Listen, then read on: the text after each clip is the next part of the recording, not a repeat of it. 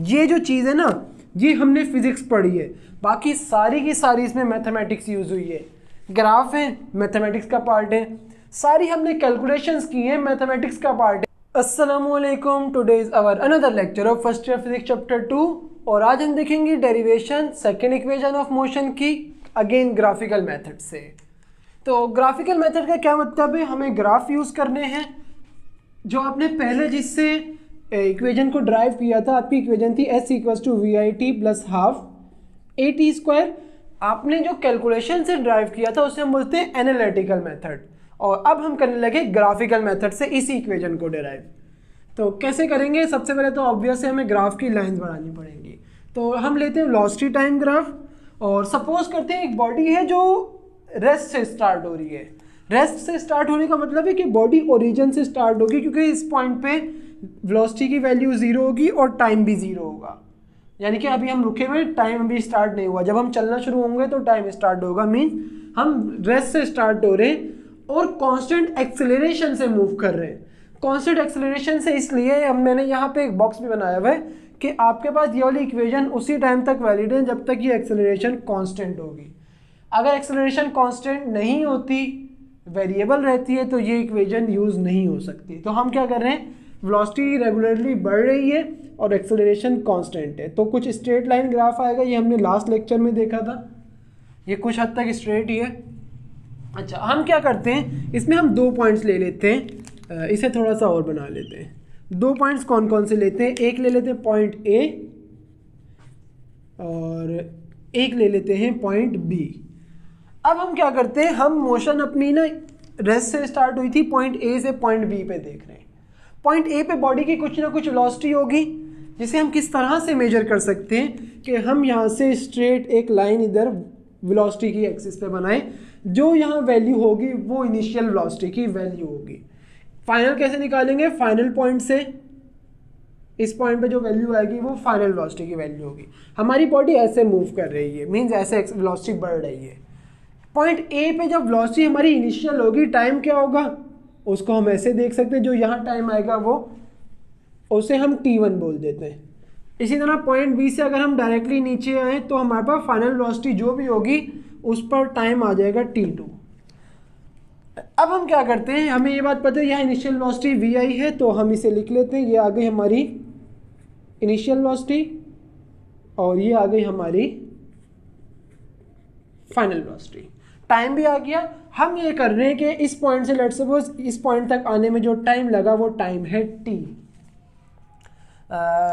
अब हम इन पॉइंट्स को नाम देते हैं और फिर डेरिवेशन स्टार्ट करेंगे। लेट्स सपोज पॉइंट, इसको पॉइंट C बोल देते हैं, इसको पॉइंट D, पॉइंट E और पॉइंट F। मैंने ये वही पॉइंट्स लिए जो लास्ट वीडियो में लिए थे, ताकि आपके लिए डायग्राम याद रखने में आसानी हो, वरना आप इन पॉइंट्स को कुछ भी ले सकते हैं, आपकी अपनी मर्जी है। एक पॉइंट यहाँ पे हम इंक्रीज कर रहे हैं, अगर मैं यहाँ से एक लाइन स्ट्रेट आगे ले आऊँ तो इस पॉइंट को भी एक नाम दे देते हैं, और ये है पॉइंट G, F और ये G आ गया।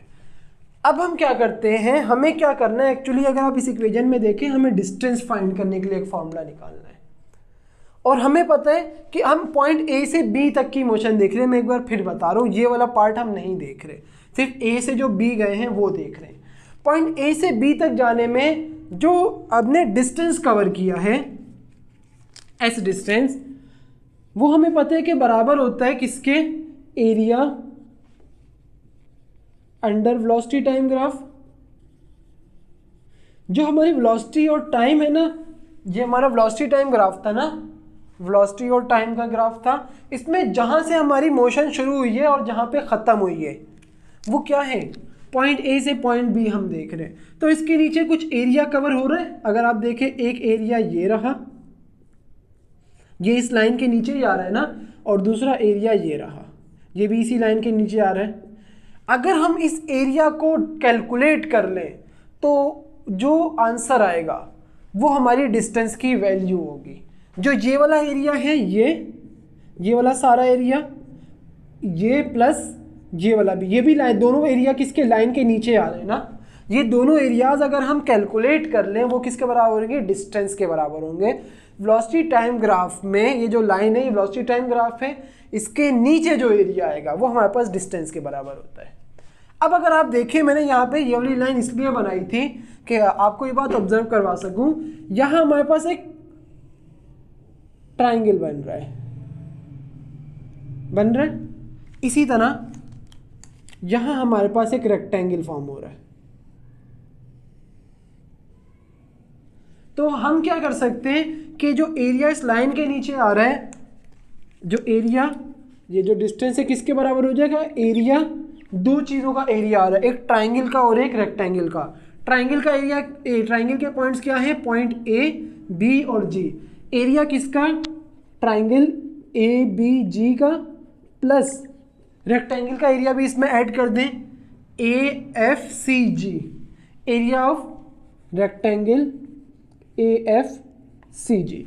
ट्राइंगल का जब एरिया दिखते हैं ना तो ऐसे लिखते हैं, ए और उसके साथ ट्राइंगल और ट्राइंगल के पॉइंट्स। इसी तरह रेक्टेंगल का लिखना है, इसके साथ रेक्टेंगल बनाया और उसके पॉइंट्स बता दिए हमने। तो आपको अब इनका एरिया के फॉर्मूले याद होने चाहिए। एरिया ऑफ ट्राइंगल हमारे पास बराबर होता है, एरिया ऑफ ट्राइंगल ये बराबर होता है हाफ बेस एल्टीट्यूड या हाइट बोल लें। और इसी तरह एरिया ऑफ ट्राइंगल बराबर होता है बेस मल्टीप्लाई हाइट के। ये आपका एरिया ऑफ ट्राइंगल और रेक्टेंगल के फॉर्मूले हैं। आपको ना अब इस, पहले हमने वहाँ ट्राइंगल लिखा, ट्राइंगल का एरिया लिखने की कोशिश करते हैं। अगर मैं यहाँ पे एरिया ऑफ ट्राइंगल लिखता हूँ, किसके बराबर आ जाएगा, सबसे पहले क्या आ रहा है, हाफ। इस ट्राइंगल की बेस कहाँ पे, ये रही हमारी बेस। ये बेस किसके बराबर है, ए जी के। तो यहाँ पे आ गया ए जी डिस्टेंस। और हाइट कितनी है इस ट्राइंगल की, ये क्या मैक्सिमम ये हाइट है ना, यहाँ से यहाँ तक ये हाइट है इसकी, क्या है, बी जी या जी बी कुछ भी लिख सकते हैं। तो बी जी लिख लेते हैं, बी पहले आता है इसलिए। ये किसका, एरिया ट्राइंगल का। और एरिया ऑफ रेक्टेंगल किसके बराबर है, बेस मल्टीप्लाई हाइट। सिंपल है, बेस आपकी ये रही सी एफ मल्टीप्लाई इस रेक्टेंगल की हाइट सी जी, ये आ गई हाइट सी जी। तो इसे हम क्या करते हैं, यहां ला के रखते हैं। Area of triangle 1/2 distance A G multiply B G, plus area of rectangle किसके बराबर है, सी एफ सी जी। तो हमने रख दिया सी एफ मल्टीप्लाई सी जी। अब आपने इसकी वैल्यूज़ यहाँ पे देखनी है कि वैल्यूज़ क्या आती हैं हमारे पास। तो क्या वैल्यूज़ आ जाएंगी, सबसे पहले 1/2 तो एज इट इज़ आएगा। ए जी देखते हैं किसके बराबर है। ए जी अगर आप देखें, ए जी और सी एफ दोनों एक ही नहीं है क्या, ए जी और सी एफ बराबर है किसके, जो टाइम ट्रेवल किया हमने वो। ए जी बराबर है सी एफ के, वही है टी। तो ए जी की जगह पे आ जाएगा टी और बी जी आपके पास ये है। अभी बी जी को ऐसे ही रखते हैं, प्लस सी एफ, ये सी एफ वही आ गया टाइम टी, इसकी जगह पर टी आ गया। और सी जी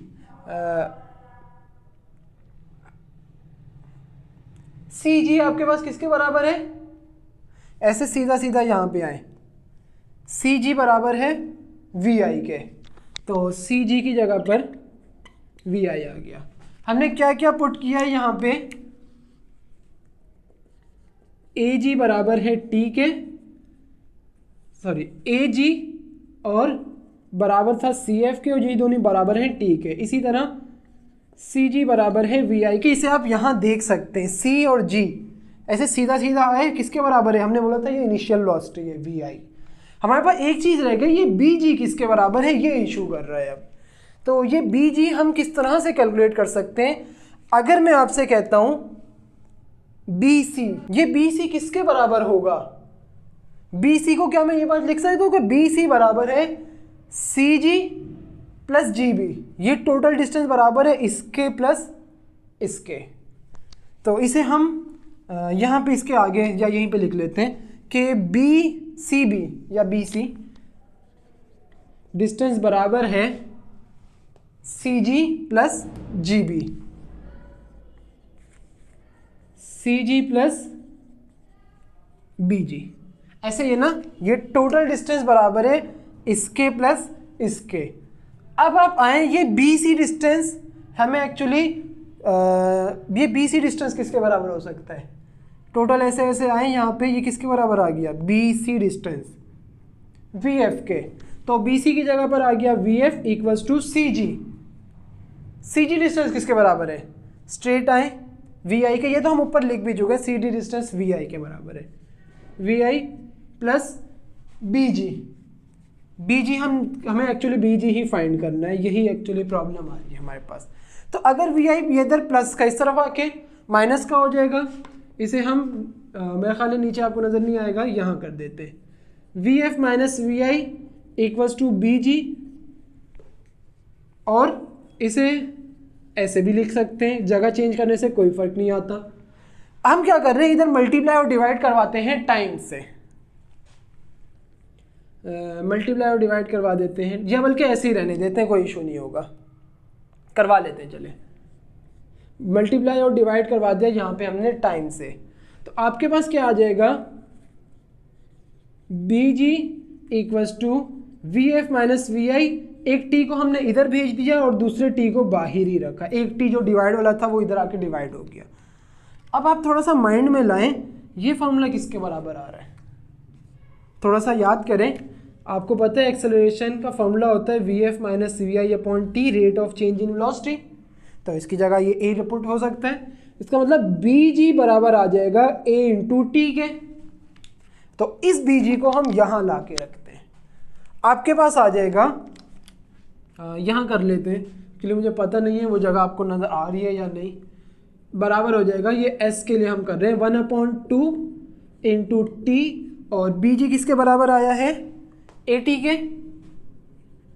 ए T plus V I T, V I और टी मल्टीप्लाई हो रहे, अरेंज करके वी आई पहले लिख दिया, टी बाद में आ गया, तो S equals to 1/2 T, T से मल्टीप्लाई होगा, base same power add A T square plus V I T, से थोड़ा सा अरेंज करें अगर इसको पहले लिख दें, S equals to V I T plus half A T square, derive हो गई आपकी इक्वेशन। तो ये आपके पास क्या थी, second equation of motion by graphical method, और इसमें इतना कुछ मुश्किल नहीं है, मैं आपको एक बार फिर बोलूँगा। देखिए ये जो है थोड़ा सा मुश्किल था ज़रूर, लेकिन आप अगर इसको करें ना, समझें, एक बार खुद से करें, बहुत आसान है चीज़ें। आपने ग्राफ को पढ़ना सीखना है, ग्राफ में हमें लाना क्या है, मुझे पहले से पता है मेरा रिजल्ट क्या आएगा। लेट सपोज आपको एक मैथ का क्वेश्चन है और उसका आपको रिजल्ट पहले से बता देते, बोलते अब सॉल्व करके बताओ, तो कितना आसान होगा उसे सॉल्व करना। तो यहाँ भी ऐसा ही है, रिजल्ट आपको पहले से पता है, सिर्फ सॉल्यूशन करके दिखाना है। ये सारी फिजिक्स नहीं है, फिजिक्स आपके पास बस इस लाइन में ख़त्म हो गई थी कि area under velocity time graph distance के, बस ये जो चीज़ है ना, ये हमने फिजिक्स पढ़ी है, बाकी सारी की सारी इसमें मैथमेटिक्स यूज़ हुई है। ग्राफ है मैथमेटिक्स का पार्ट है, सारी हमने कैलकुलेशंस की हैं मैथमेटिक्स का पार्ट है, अभी तक फिजिक्स तो पढ़ी नहीं इस लेक्चर में हमने। और दूसरा फिजिक्स का जो पॉइंट है एक्चुअली वो ये कि आपने कांस्टेंट एक्सेलरेशन में लाजमी लिखना है।